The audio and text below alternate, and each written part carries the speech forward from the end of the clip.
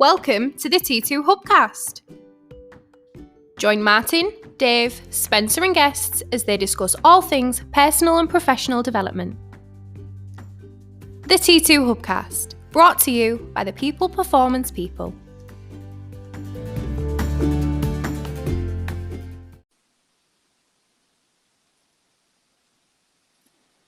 So welcome to the T2 Hubcast with me, Martin Johnson.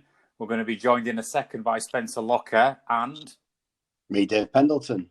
Hi, Dave. I was hoping we was all going to be in at the same time so we could do it chronologically, but maybe Spencer's clock is slightly out with our clock. It sounds familiar. Yeah, I'm sure we'll get it right at some point, Dave. But given that we're all working in different locations, on different devices, trying to tune into a podcast at the same time, I guess we're forgiven, aren't we? Yeah, I guess so. So how are you doing, Dave? Surviving, I think, is a good word. well, you've gone like full circle, because the first podcast you said surviving, the second one you sort of said, you know what, I'm coming out the other end, and now you're back to surviving again. Oh, brilliant! It's just varying degrees of survival. I think sometimes it's easier, sometimes it's harder. Yeah, you're right, mate. You're right. So what we in now? June the 11th, and obviously COVID-19 continues.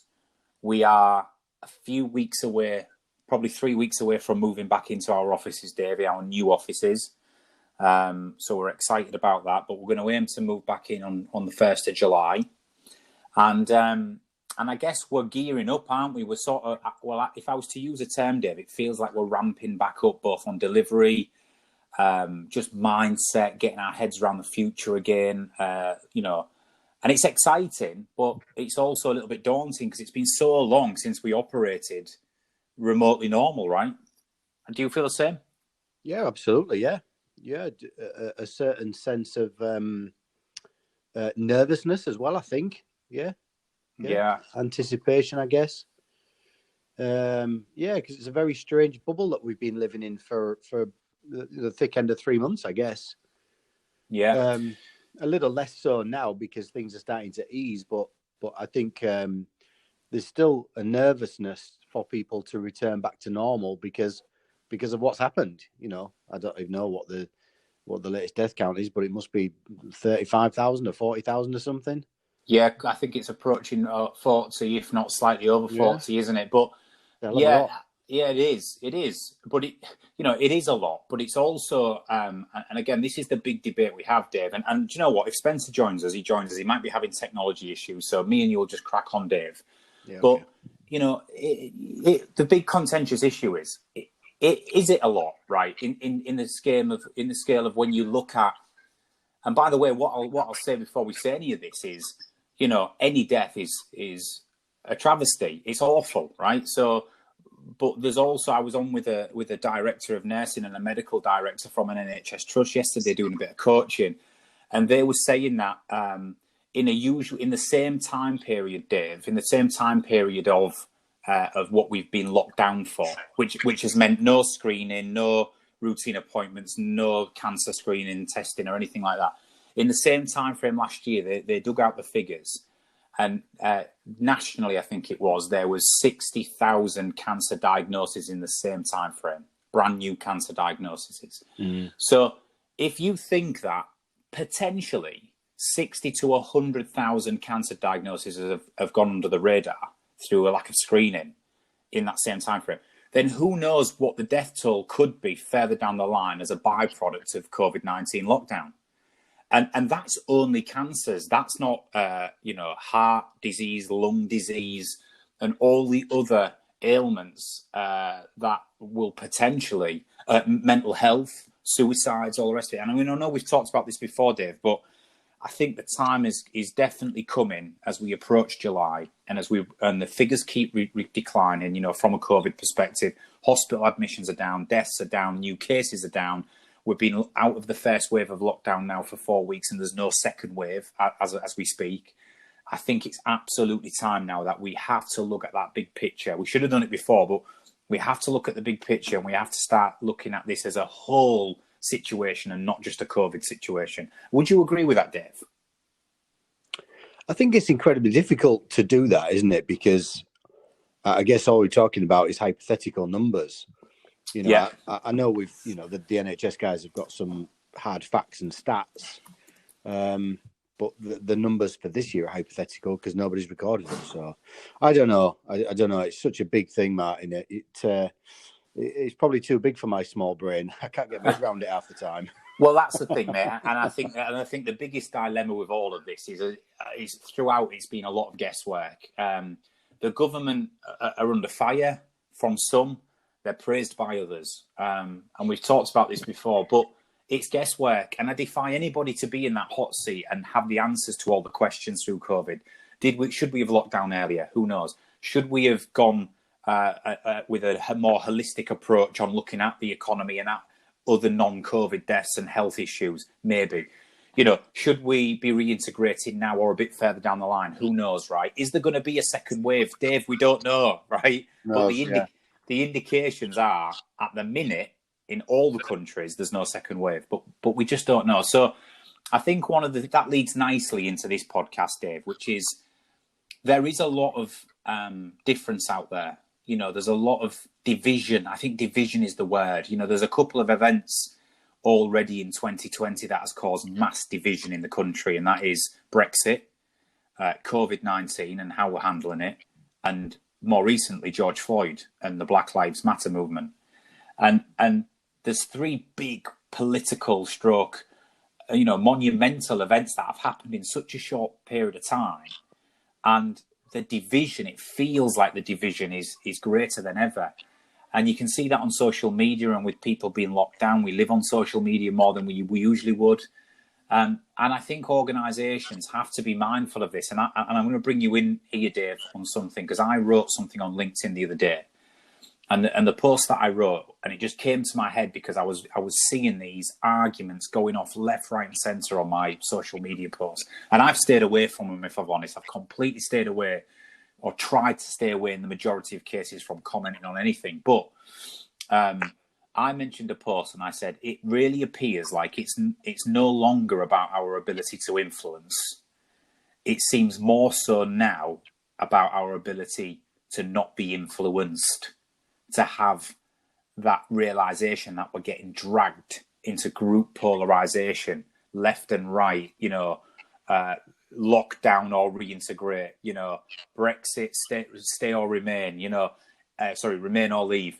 We're getting dragged and polarized into groups, and it's been fed by social media and I just think, and digital platforms and the media in general. And, I think we've got an opportunity as we come back out of lockdown for organizations and leaders to really try and galvanize their groups, galvanize their people, their organizations, and really sort of try and get that one united feel, because it's so important right now, Dave. Yeah, it really is. I don't know. I think there's always been division. I think there probably will always be division because of people's different thoughts and different beliefs and things that they want to stand for. But I think you're right. There's an awful lot of people sort of jumping on bandwagons because of frustration, because of a need to be heard and because of social media, because social media is the ultimate platform for people to have a voice but not a face. So they can say what they want, they can behave exactly how they want, and there's very little repercussions or recourse. Yeah. So it's a very easy way to cause an awful lot of trouble for people who want to cause trouble, and there are quite a few out there, with no recourse. So yeah. Well, that's it. You make a good point there, Dave. There's generally the people at the moment who, I always use the term, there's a difference between crowd contagion and crowd convergence.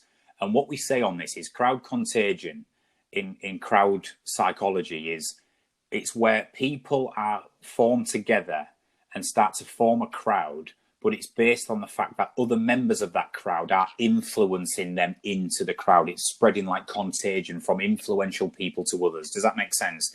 So that's like crowd contagion, where people form because they feel influenced or maybe pressured or whatever it might be by a group of others. Whereas crowd convergence is where a group of people assemble because they absolutely share like-minded thoughts, beliefs, and values. And therefore they're joining the cause rather than being dragged along by the hysteria and the pressure. Does that make sense? So yeah. I think you're right. Division's always been through, evolution through thousands of years. Through thousands of years, you can name all of the wars, the civil wars, the Martin Luther King movement, Gandhi's fighting for Indian independence. You can go back and look at division across the human race for years. But I just want to sort of question people right now.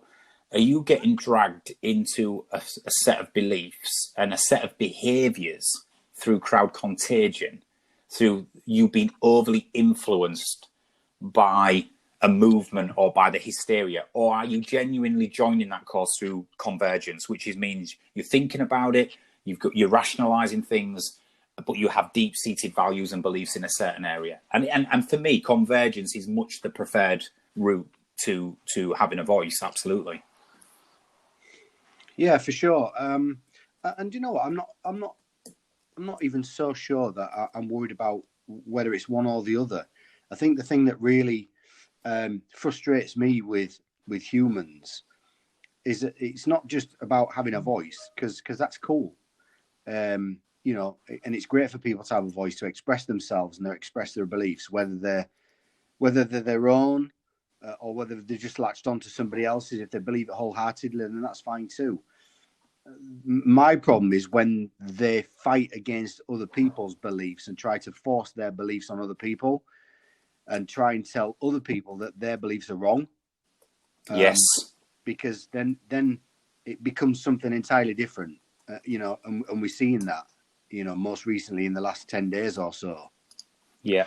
And to tell other people that their beliefs are entirely different just because they're different to your own, wrong because they're different to your own, for me, that causes lots of frustration, because that's not what the human race is about.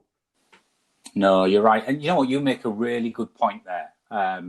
We were doing some work with the Fire and Rescue Service this year about this when they go through industrial action. So when the fire service go through industrial action where firefighters strike, you get a real split division, Dave, where some people strike and some people don't. And the reason some people strike is because it's their right to strike, and they're fighting for a cause. They believe in what they're doing. Yeah, for all firefighters, they're underpaid. They're generally underpaid, and through austerity, there's been pay freezes in the public sector, and they're risking their lives every day for the public. So they have a right to strike. But there's also then firefighters who choose not to strike because, quite frankly, Dave, the reason usually for that is they can't afford to strike. They've got to pay the bills, right? So they're under extreme pressure from home and from other areas to not strike. So. But then that causes division, and we did a session with the fire brigade, Dave, and it sort of cemented what you just said there. We said to them, we came up with an acronym, Dave. I don't know if we've spoke about this, but we came up with an acronym, and the acronym was ACT, A-C-T, and the acronym sort of stood for right. A is you've got to acknowledge the complexity of this situation. So if you think about COVID now, and you think about George Floyd, and you think about Brexit, etc., it's the same dynamic. If you think about striking, you have to acknowledge the complexity of this situation. It isn't easy, right? It isn't easy, and both parties have a point, and you've got to but you've got to just, first of all, instead of just reacting, you've got to acknowledge this is a really complex, sensitive situation. The C was, but as well as acknowledging, you've got to care deeply about your values, beliefs, and position. Absolutely, you have the right to care deeply and passionately about your position. But the T was really important. So A was acknowledge the complexity. C was care deeply and passionately about your position. But the T was, but you have to treat others with the respect around theirs. Absolutely. ACT. Yeah. Acknowledge the complexity, care passionately about your beliefs and position, but treat people with the respect around theirs. And I think in that acronym, Dave, to your point, it's the T that's missing, isn't it? It is, absolutely it is, yeah, for sure. I mean, I believe, you and I have passionate discussions and passionate debates where the temperature starts to rise somewhat. We do, don't we? When we're We in the do. office, it happens weekly, because I passionately believe in what I'm saying, and you passionately believe in what you're saying, but never do we fall out, and never do we, does it become aggressive or anything? Because I respect your point of view, and you've got it for a specific reason, and I've got my point of view because I've got it, I've reached it, for a very specific reason, and joining conclusions together and stuff. But when it starts to spill over, and it starts to seriously affect other humans' lives, is when I start to disagree with it. So, when people are taken to the streets because they've got a cause that they believe in, I'm happy with that. I think that's fantastic. Good for you. But when it starts spilling into violence against other people, and violence who are trying to keep the peace, and destroying people's businesses, destroying people's livelihoods, vehicles, property, and so forth, for me, that's gone too far. Yeah. And I don't agree with that, and I will never agree with that, unfortunately. Yeah, you make a really good point there. It was like I watched the Piers Morgan interview the other morning about them removing Edward Colston's statue in Bristol, and he was talking to Nigel Farage, and Nigel Farage was saying, in the manner in which it was done, it wasn't right. It wasn't right, and it was thuggery, and it was criminal, right, in the manner in which it was done. Absolutely. So Piers Morgan's saying, do you think Germany was wrong to remove the statues of Adolf Hitler?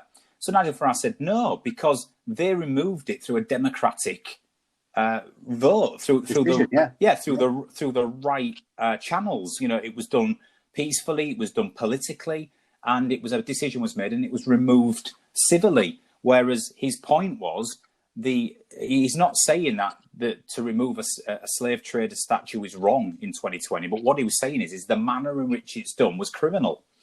And I sort of backed that, and that's but Piers Morgan couldn't get his head around that, and he was just trying to force the issue of bringing it back to the Nazis. So I think that's a classic example of where we've not, there's no understanding, there's no intention there to find a common conversation. There's an intention to completely expose the other party, and that's what it is at the minute. And going back to your point, Dave, when me and you debate stuff, which we do, and this is the part of the thing I like about you and our relationship in the organisation, is it'd be easy for you to agree with everything I say, but that's not going to be no good for anybody. But when we do have a difference in opinion on stuff, like you say, even if it gets slightly heated, we tend to finish our conversation, reflect on it, and then always afterwards, we revisit and go, do you know what? Explain that to me again, or why don't we do this? Or you've got a point about that. And we end up finding that middle ground. And we need to reestablish that, I think. Just moving it slightly, Dave, and shifting it. Obviously, organisations are on the precipice of bringing people back into the organisation. Some are already back in. Some are staggering it at the moment. Some are going to be back in July, August, whatever the timelines are. But over the next few months, there's going to be a massive job to really find how we reintegrate, how we are going to operate post-COVID, because not everybody might be reintegrating. Some organisations might decide that actually we're going to operate remotely for the foreseeable. It's working for us. But whatever the new, it's the old classic saying, whatever the new norm is for people, do you think that there is going to be still some divide between employees and between people's thoughts? Are some people going to be happy to be back? Some people are going to not be happy, and therefore there's going to be some friction between those in conversations.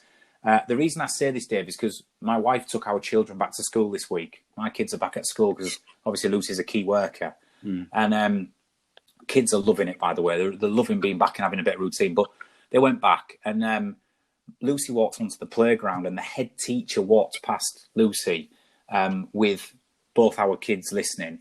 And Lucy went, "Morning," to the teacher, and the teacher went, "Really?" As in, he doesn't want to be back. And he was sort of being quite negative about the fact that it was a bad thing. And my children are there thinking, well, shouldn't we be coming back then? Is this a bad thing? Yeah. And I think that's and Lucy was a bit like, well, no, you shouldn't have an attitude like that. You should be positive. You should be. So already you can see that there will be some people who will be absolutely thinking it's the right thing to be back and that COVID was over-egged and we should have been back a long time ago. And you'll have some who are really fearful and anxious, and rightly so. Mm. Do you think there's an opportunity? Do you think there's organisations have to think about this, Dave? Yeah, I absolutely do. I really do, because listen, I guess from a completely different perspective, there are some people that have never had the opportunity to work from home. And over the last 3 months, they have worked from home and done it relatively successfully. And get used to it and actually enjoy it and like it. So that creates a new resistance to going back into an office. So rather than it just become about nervousness about going back to the office because of, what we've been through with the virus and stuff, it actually becomes a choice, a personal preference to work from home in your own surroundings that's familiar, in your jammers, having a brew whenever you need to, and all the rest of it, like some people have. So I think there's a whole bunch of different dynamics that organizations are going to have to consider. I think a really important thing to do is to ask the people who it's affected the most. So for those people who've been furloughed and not working at all, there's going to be a reintroduction period there, because well, you know me, Martin, I'm a bit of a use it or lose it kind of guy. And if I'm not using my brain, it sort of starts to go to sleep. So, it's impossible to wake my brain up in one day. So I'll probably need a few days or, a week or two to try and get my head back around what we're doing, where we was with projects, who we was working with, what topics and subjects we were delivering, and then, of course, there's the whole new rescheduling piece. We've got to start booking all that stuff back in. So just using me as an example, there's probably hundreds of thousands of people out there that are going to be feeling similar, which is going to create a nervousness, I think. Yeah, absolutely. And we delivered a series of HR executive workshops recently talking about this exact thing. How are we going to reintegrate people with confidence? What clarity do we need to give them over the first 60 days? Has something changed in their department, in their job? What is the business's focus post-lockdown? Just having that clarity from the leadership position that will really help settle some of the more nervous people. And if you're just saying, right, return to work, and the communication lines are down and there's divide and politics and negative conversations going on and people are putting 2 and 2 together and coming up with 12, then you're gonna have a challenge. You're gonna have a real challenge in terms of getting people back to a productive state. So, yeah, it is an interesting one, Dave. And I think, personally, I'm really excited, and that's just me. I'm excited by the fact that we've had this big challenge. My view when we first announced going into lockdown, Dave. You know that I was down in the dumps. I didn't want to do it. Yeah. I was, it was like, I can't be caged, I can't be isolated, all the rest of it. And that's just a personal preference. But you know what? I've really found out a lot of things through this lockdown, and I've learned a lot of things, not only about myself, but about the business and about us, and about actually, worst case scenario, we can still. And it's not just about keeping ticking over. In certain aspects, we've thrived through lockdown. We've shifted our target. We've created a whole lot of research around helping organisations navigate COVID. We've delivered numerous sessions virtually via Microsoft Teams. We've delivered loads of coaching sessions. We've developed content on the hub. We've increased our hub members by 300%. So, all whilst reducing overheads, having some thinking time. There is positives to it, but I am really excited now, Dave, about getting back. We've got a new office to go to, getting back and starting the journey of navigating this and reintegrating and building up our momentum again. And that excites me. It's a challenge, but it excites me. But for some people, they might be the opposite, Dave. They might have gone, I've loved the last 3 months and I don't want to go back. In fact, I can't even think. I'm having sleepless nights about going back into the workplace. Mm. And that's what we've got to get to. And I think we should be surveying our organisations now. We've put one together, Dave. So if anyone's listening to this and you've got access to the hub, go to the new productivity toolkit. It should be out in the next couple of days. It's called COVID-19 Return to the Workplace Toolkit. And there's questionnaires in there that we've put together for you that you can send out to your organisation. Now, it's a temperature check and mood check. And questions in there feature things like, do you feel confident enough to return to the workplace today? Yes or no? you know, and asking the real questions around how they've coped in lockdown, how they feel the productivity levels have been, what, you know, all of that stuff. So it's important that we engage people right now and find out those people who are like me and itching to get back. And I think you would be in that bracket as well, Dave. Am I right? And those who are not, you know. Well, I think the important thing about doing that, because it's all well and good doing that, you know, for the sake of doing it as a HR exercise or, you know, as a COVID safe business or whatever people are going to label themselves at. But I think the important thing and the key thing is to encourage people to answer honestly and candidly, and then not use those answers against them. Yeah. Because if somebody says, do you know what, I am a little nervous, you know, I'm not sure what the future holds, you know, with me performing the way that I used to perform in the routine that I used to be involved in. You know, there are some organisations for sure that would say, well, listen, like it or lump it. If you're not keen, then don't come back and find a different job. So I think the key thing is to just listen to people. And we've talked about this quite a lot, Martin, over the past 3 months during lockdown, is the increased levels of empathy. You know, I think we've both been quite impressed by some of the increased levels of empathy being demonstrated by organisations towards customers and to their employees. Yeah. Please let's not let that stop because things are returning to a considered normal.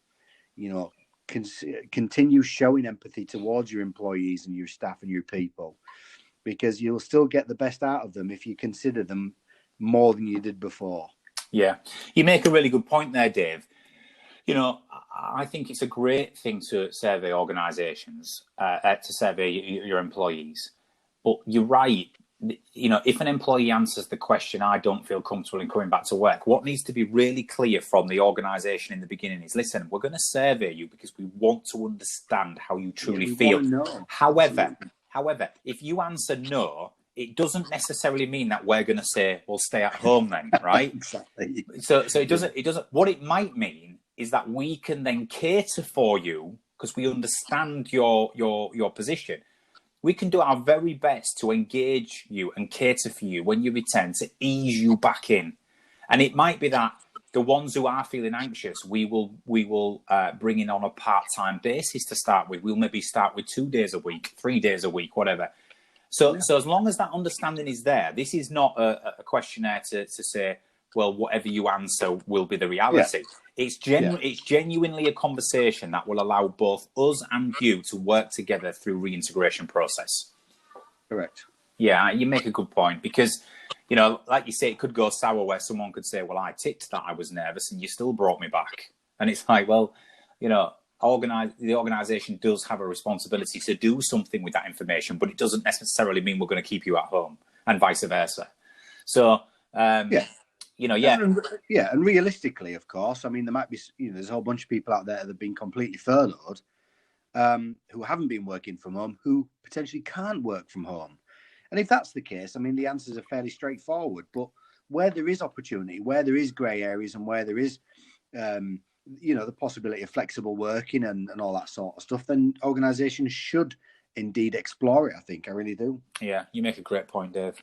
Dave, we're coming to the up to the 30-minute mark. I could talk to you all day. I think it's useful that I think one of the key things I've drawn out of this conversation is, you know, we've started off talking about the current situation as we stand here on June the 11th.